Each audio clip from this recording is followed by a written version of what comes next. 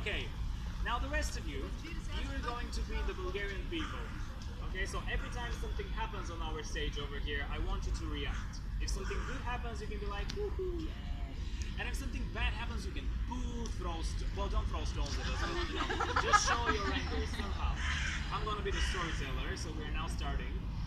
After being part of the Ottoman Empire for 500 years, Bulgaria is now finally its own country, and the Bulgarian people are extremely happy.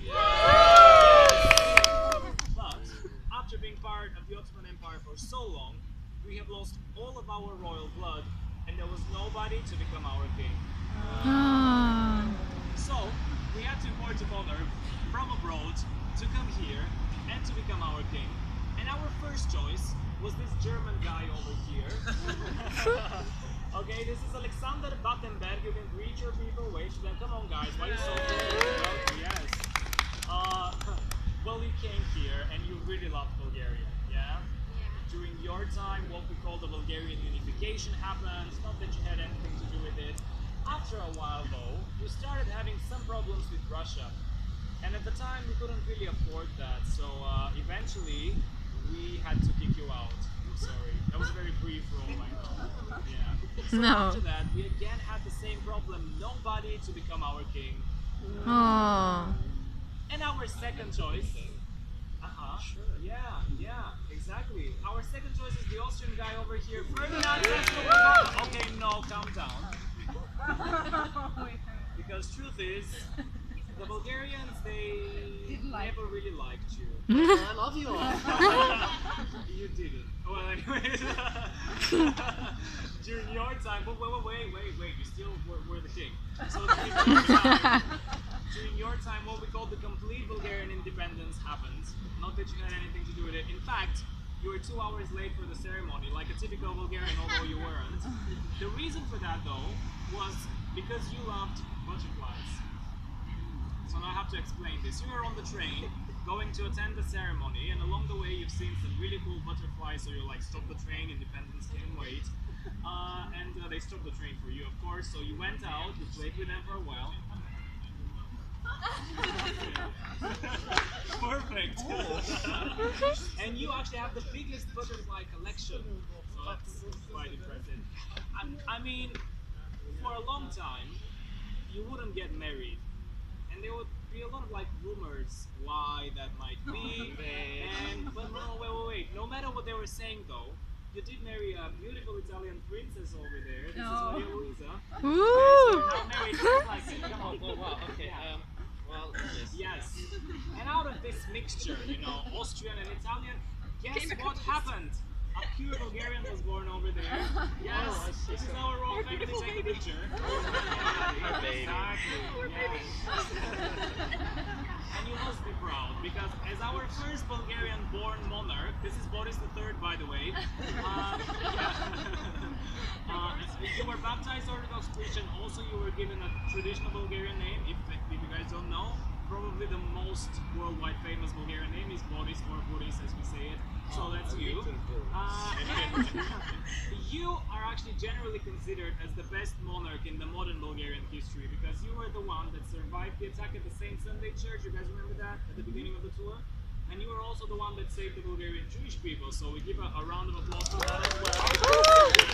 Yes. Good job, Boris. Yeah, you're really proud. But you died during World War II. So I don't know, died dramatically. Yes. Now you had a son though. Yes, you can come over here. Born only a few years before World War II started, you know that when you have the new royal baby, there's always a huge celebration in the country. Come on. It doesn't happen every day. Simeon II, or Simeon Saxe-Coburg is your name.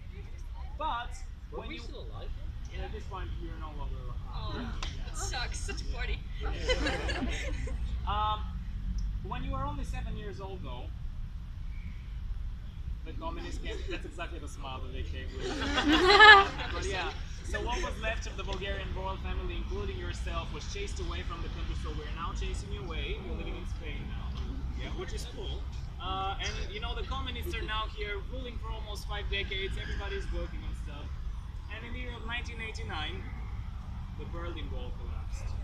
Damn it. No need to be sad though. No need to be sad because the Bulgarian Communist Party now renames itself to the Bulgarian Socialist Party, which, according to some people, might mean similar things.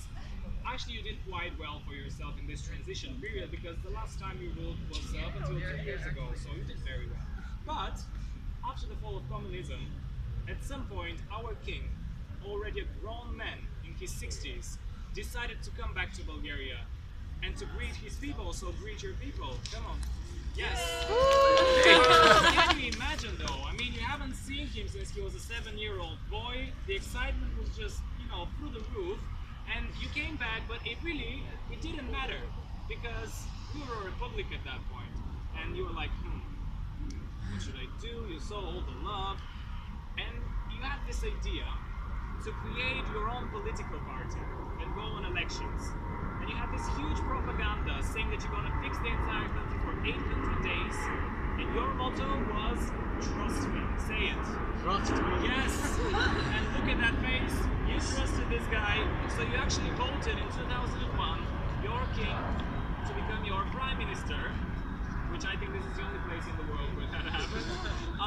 And you ruled for 4 years, but after those 4 years of ruling, people were a bit disappointed. Yes, because most of what you did was just to take back your father's lands that were nationalized during the communist period. So now you have a few mountains and forests here and there around the country. But after that, you wanted to rule more. Yeah, of course. Who doesn't? But these people, they no longer trusted you, right? Come on. So you went to elections again, but this time your party did not get enough votes to create a cabinet of their own. So you had to make a coalition. With guess who? As ironic as this might seem, with the Bulgarian Socialist Party you made a coalition so you can shake hands, it's politics, it happens.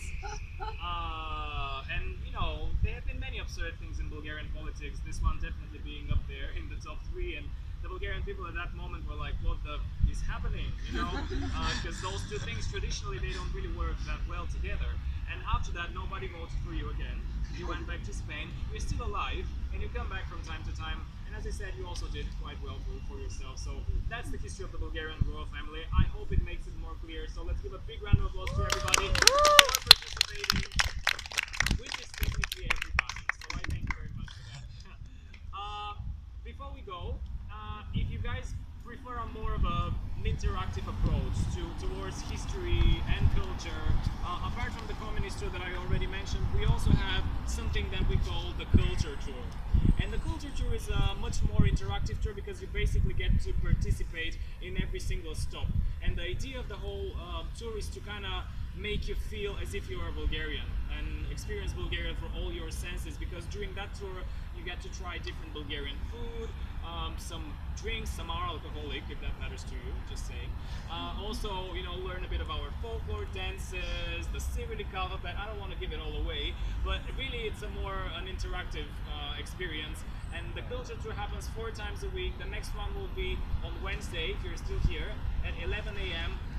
Starting together with the free Sofia tour, again in front of the Palace of Justice, with a fixed price of 22 lev, but same applies for the discount cards that I mentioned earlier. Again, if you're interested, you can approach me in between stops or at the end of the tour. Now we only have a couple of stops left, so don't give up at the end, but we now have to stand up.